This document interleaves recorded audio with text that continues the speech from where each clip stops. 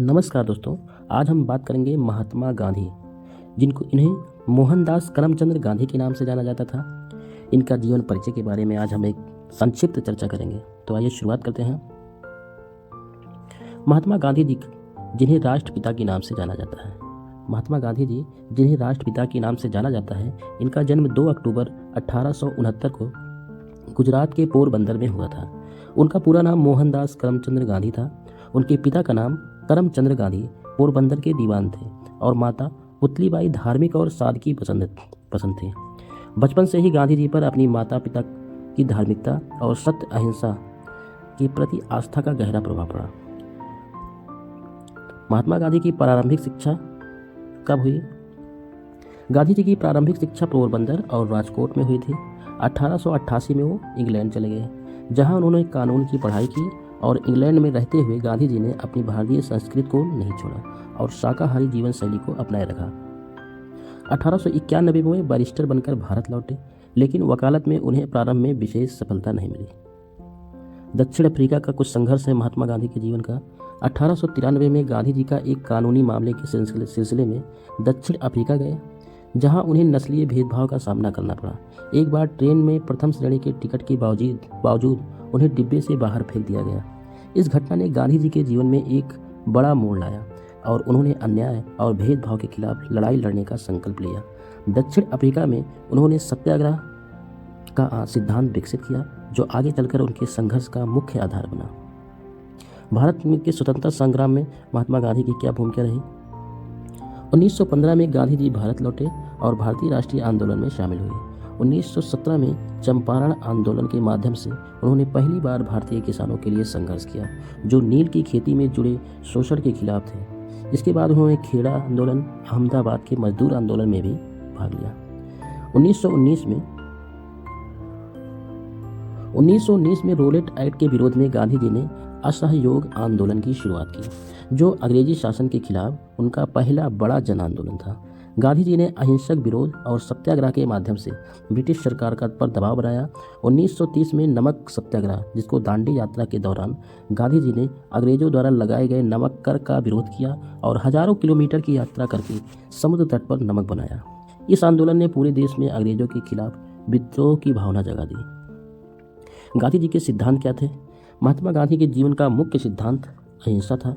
वे मानते थे कि हिंसा से कोई भी अस्थायी समाधान नहीं निकल सकता। उनका यह विश्वास था कि सत्य और अहिंसा के मार्ग पर चलकर ही हम अन्याय और अत्याचार के खिलाफ सफल हो सकते हैं। इसके अलावा गांधी जी ने आत्मनिर्भरता, स्वदेशी वस्तुओं का उपयोग और छुआछूत के खिलाफ भी आवाज़ उठाई। स्वतंत्रता और विभाजन में महात्मा गांधी की क्या भूमिका रही? द्वितीय विश्व युद्ध के बाद भारत में स्वतंत्रता की मांग तेज हो गई। गांधी जी ने 1942 में भारत छोड़ो आंदोलन की शुरुआत की, जिससे ब्रिटिश सरकार पर भारत को स्वतंत्रता देने का दबाव बढ़ गया। 15 अगस्त 1947 को भारत स्वतंत्र हुआ, लेकिन इसके साथ ही भारत का विभाजन भी हुआ। गांधी जी विभाजन के सख्त विरोधी थे, लेकिन इसे रोकने में असफल रहे। गांधी जी की मृत्यु किस प्रकार से हुई थी? 30 जनवरी 1948 को महात्मा गांधी की नाथूराम गोडसे नामक व्यक्ति ने गोली मारकर हत्या कर दी। गांधी जी की मृत्यु से देश को गहरा धक्का लगा, लेकिन उनके विचार और सिद्धांत आज भी लाखों लोगों को प्रेरित करते हैं। अहिंसा, सत्य, समाज की सेवा के प्रति उनकी प्रतिबद्धता आज भी पूरे विश्व में उनके प्रति सम्मान जगाती है। महात्मा गांधी ने न केवल भारत की स्वतंत्रता के लिए संघर्ष किया, बल्कि उन्होंने विश्व को सत्य और अहिंसा का मार्ग दिखाया। उनके विचार और सिद्धांत आज भी विश्व भर में शांति और सद्भावना के प्रतीक माने जाते हैं। उनके जीवन से यह सीखने को मिलता है कि किसी भी कठिनाई का सामना धैर्य और अहिंसा के मार्ग पर चलकर किया जा सकता है। महात्मा गांधी के जीवन से जुड़ी एक ऐसी घटना जिसके बारे में कम ही लोग जानते हैं। यह घटना उनके जीवन के शुरुआती दिनों की है। जब वे इंग्लैंड में वकालत की पढ़ाई कर रहे थे, उस समय गांधी जी के पास अधिक पैसे नहीं हुआ करते थे और वे बेहद सादगीपूर्ण जीवन जीते थे। एक दिन गांधी जी को एक दोस्त ने दावत पर बुलाया। वहाँ कई प्रकार के व्यंजन थे, लेकिन गांधी जी ने मांसाहार न करने का संकल्प लिया हुआ था। उन्होंने वहाँ सिर्फ फल और रोटी खाई। उनके इस साधारण भोजन को देखकर वहाँ मौजूद लोग चकित थे, क्योंकि उस समय इंग्लैंड में शाकाहार को लेकर बहुत कम समझ थी। लोग सोचते थे कि बिना मांस खाए कोई स्वस्थ नहीं रह सकता। इस घटना के बाद गांधी जी ने सोचा कि अगर इंग्लैंड में शाकाहार को लेकर इतनी गलत फहमियाँ हैं तो उन्हें इस पर कुछ करना चाहिए। उन्होंने इंग्लैंड के शाकाहारी समाज से जुड़ने का निर्णय किया और वहाँ सक्रिय रूप से हिस्सा लेने लगे।